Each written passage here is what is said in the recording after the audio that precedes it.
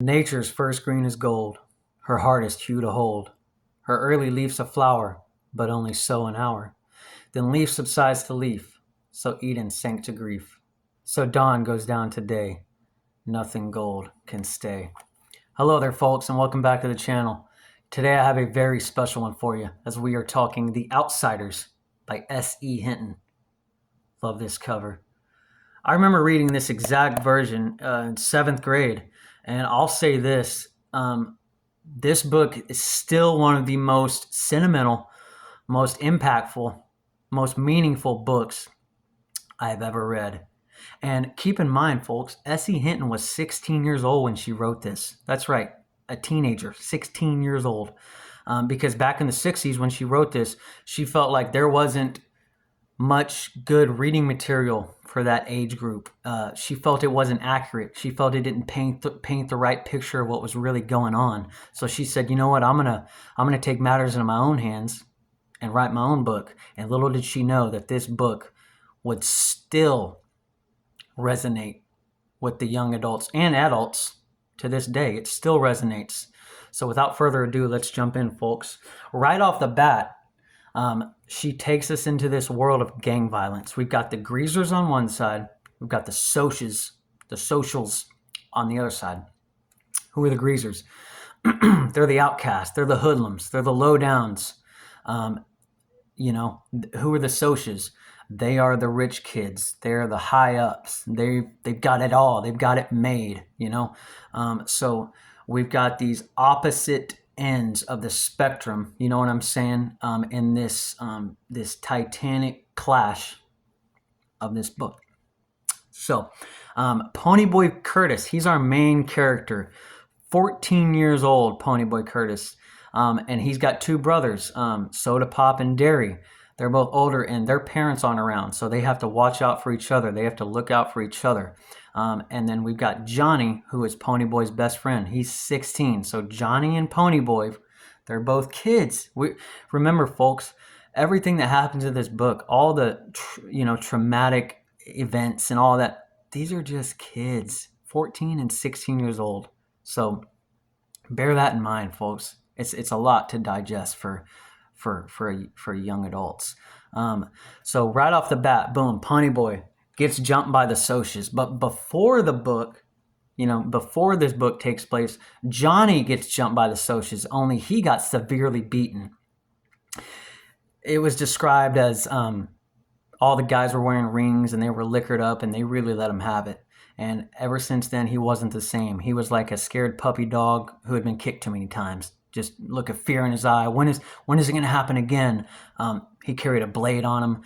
And then, Ponyboy gets jumped. So right off the bat, boom, Pony and Johnny, they're both jumped.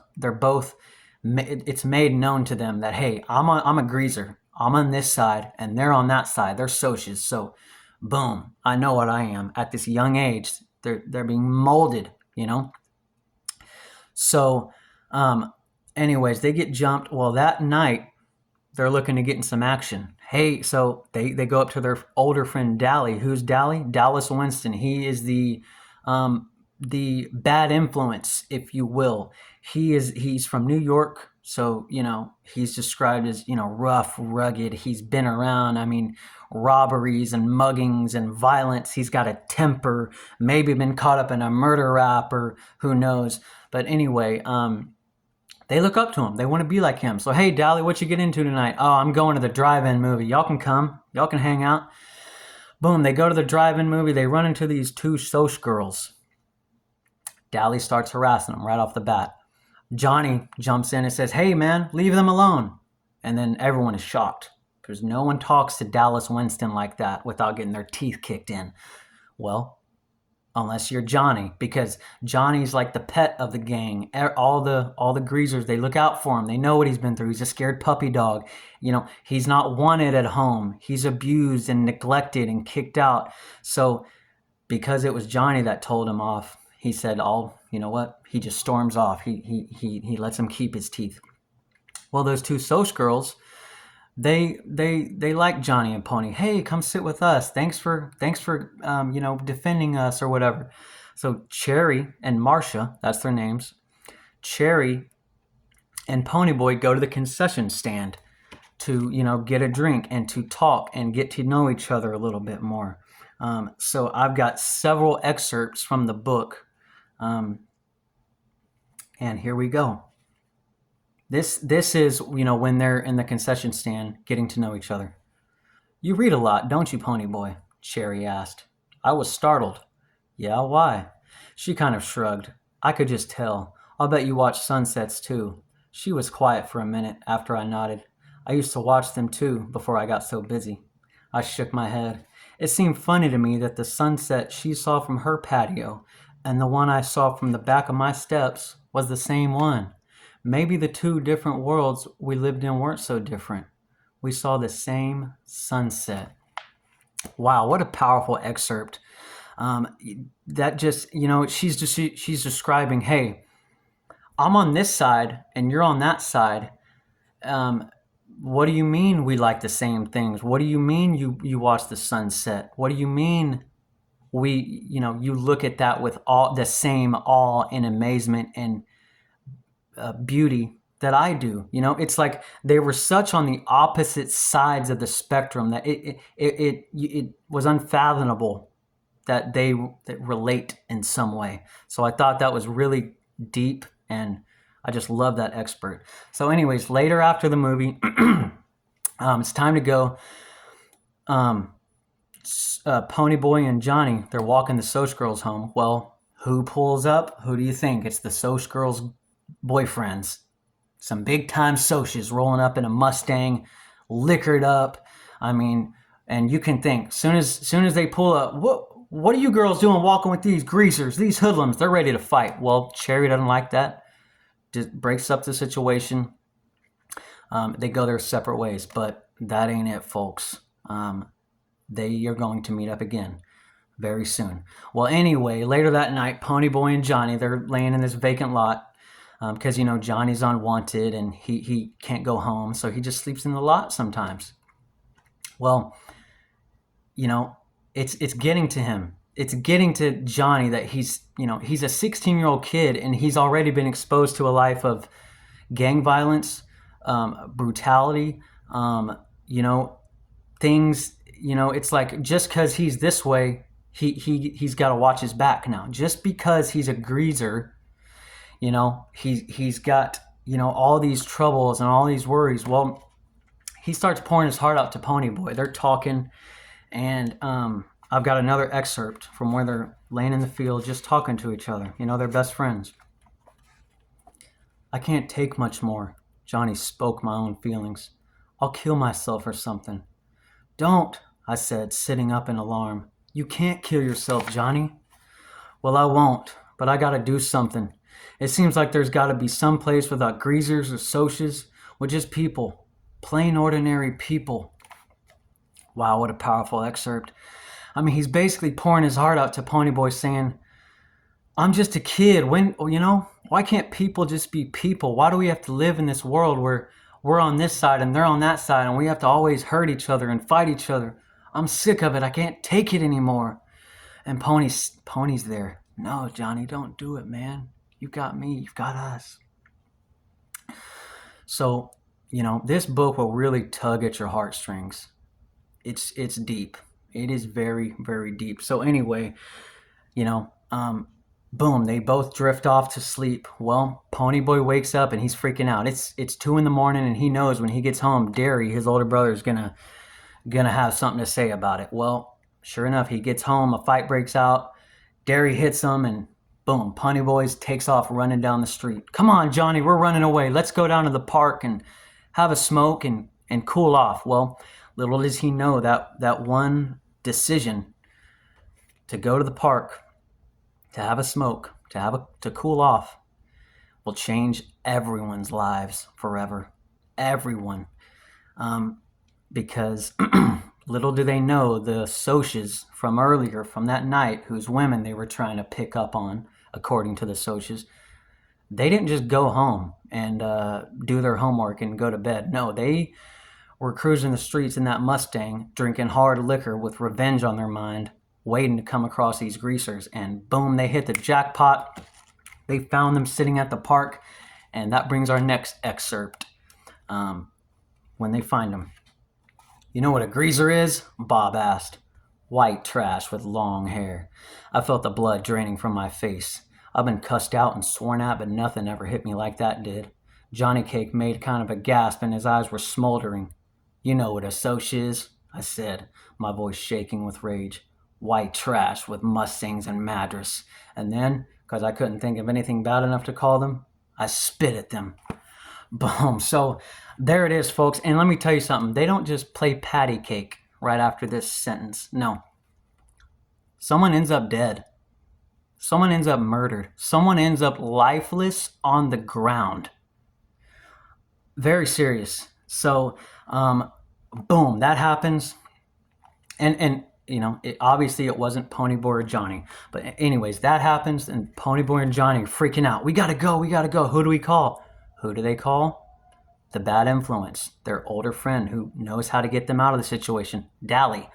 They show up at Dally's house. Dally gives him a clothes, a gun, money, and he says, all right, you're going to go to this church on this mountain, and this, you're going to hop on this train. He tells them where to go to hide out. You go to this abandoned church, and don't so much as stick your nose out for a week until I show up to tell you the coast is clear. Well, they did just that. They got groceries. They got a book, a copy of Gone with the Wind. Ponyboy loves Gone with the Wind. He likes the Civil War. Ponyboy likes history, which brings me to my next excerpt.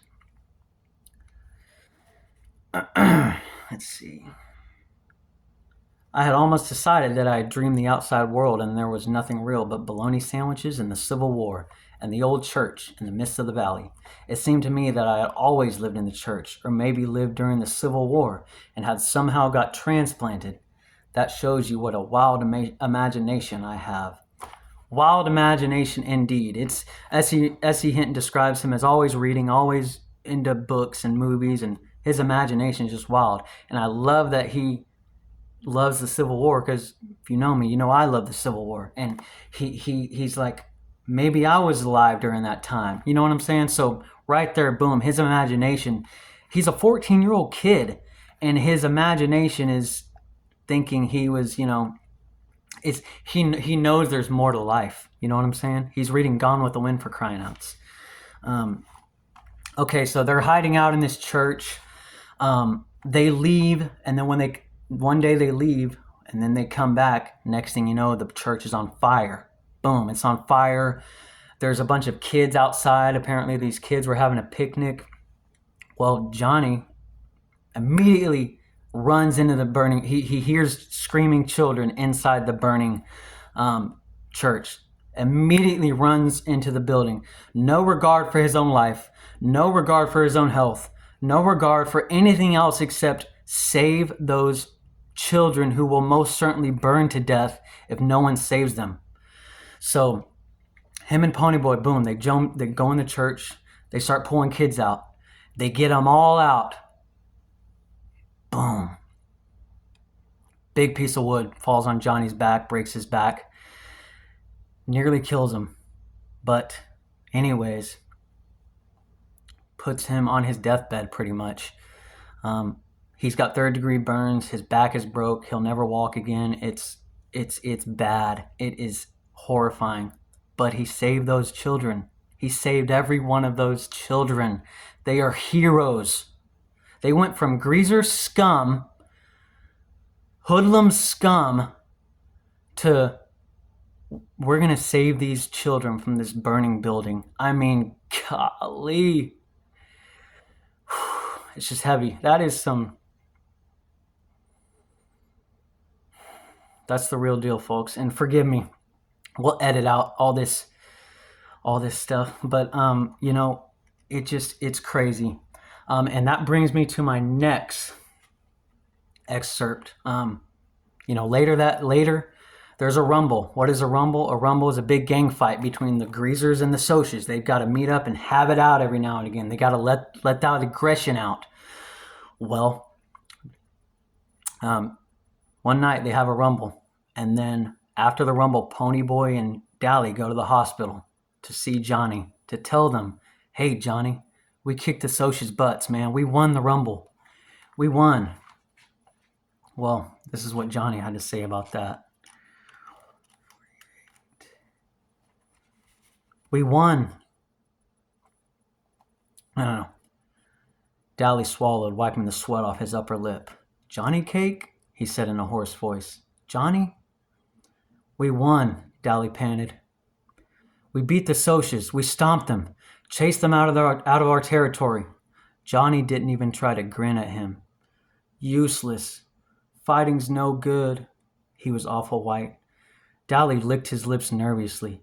They're still writing editorials about you in the paper for being a hero and all. He was talking too fast and too calmly. Yeah, they're calling you a hero now and heroizing all the greasers. We're all proud of you, buddy. Johnny's eyes glowed. Dally was proud of him. That was all Johnny had ever wanted. Pony Boy? I barely heard him. I came closer and leaned over to hear what he was going to say. Stay gold, Pony Boy. Stay gold.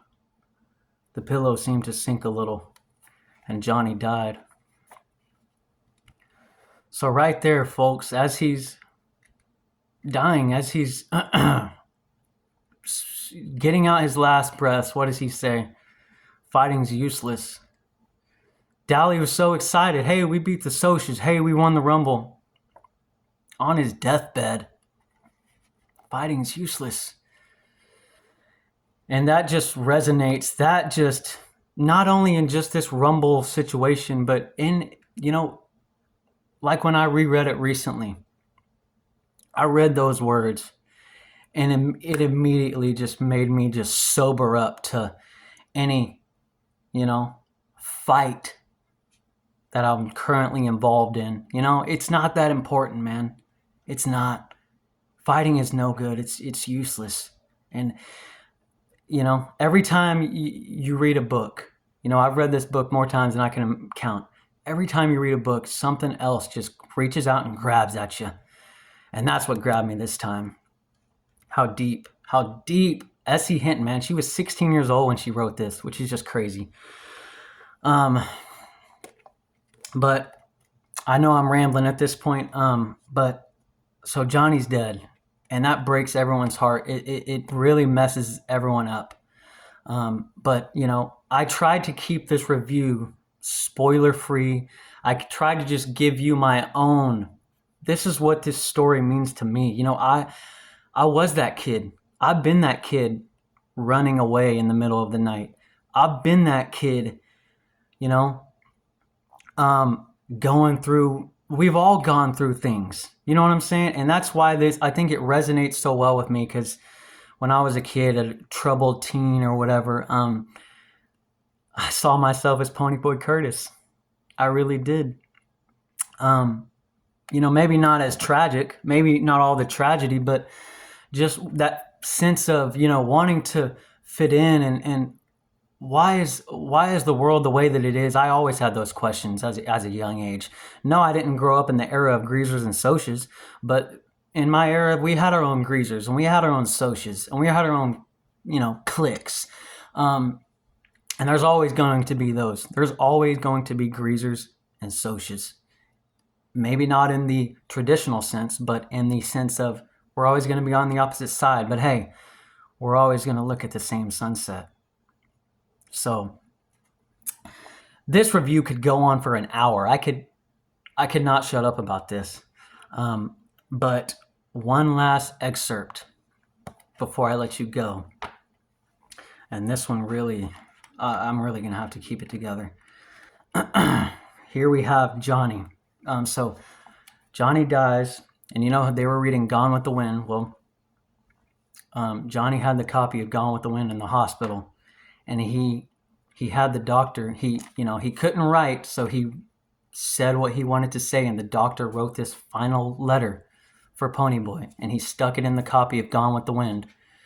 And Pony Boy ends up with this copy of Gone with the Wind, and towards the end of the book, he opens it up, and out falls this final letter from Johnny. And I'm not going to read the whole thing, just some of it.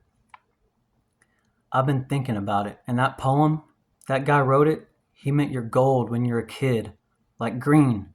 When you're a kid, everything's new. Dawn. It's just when you get used to everything that it's I'm sorry. It's just when you get used to everything that it's day. Like the way you dig sunsets, Pony. That's gold. Keep it that way. It's a good way to be. I want you to tell Dally to look at one. He'll probably think you're crazy, but ask for me. I don't think he's ever really seen a sunset. And don't be so bugged over being a greaser. You still have a lot of time to make yourself what you want to be. There's still lots of good in the world. Tell Dally. I don't think he knows. Your buddy, Johnny. You know, the more and more I read this book and watch the film and whatever, the more I feel like Johnny was the true main character, you know? I mean, this book is in Pony Boy's views. It's from his standpoint, but we could all learn a lot from Johnny Cade. We could all learn a lot from his final reflections through his short life of 16 years old. We could all take something from that. So, all this being said, this has gone over 20 minutes. Like I said, I could go on for hours about this, but there's hundreds of book reviews on YouTube of this book, but this is my version. This is what it makes me feel. And I probably left a few things out, but hey, that's what the comments are for. Let's have a rumble in the comments, will you? Greasers or socias, everyone's allowed in the comments. And I wanted to also throw in the film. What an amazing film, amazing cast. I mean, we know the book is always better than the movie, but this is a rare instance where they're both up to par. They're both on par with each other is what I should say. One of the rare instances. So, like I said, I recently, before this review, I reread the book, re-listened to it on audiobook, and re-watched the film. So I did my homework, just because, and still I'm not bored. Still, I want to read it again. I want to watch it again. So all that being said, to the young adults watching this video, read this book. Trust me, there's a reason you're having to read it in 8th or 9th grade or 7th grade, whatever. To the adults, this book still resonates. I mean, I'm 32 years old. I just reread it, and I'm still finding things that I'm just like, wow. So maybe I'm being biased because this, the book and the movie's based in my great state of Oklahoma, as you couldn't tell. Yes, I was born and raised in Tulsa, where the movie was filmed. So yes, it does hold a special place in my heart for that, and it always will. But I've rambled on long enough. So thank you. Please like, comment, and subscribe. Until next time, stay gold.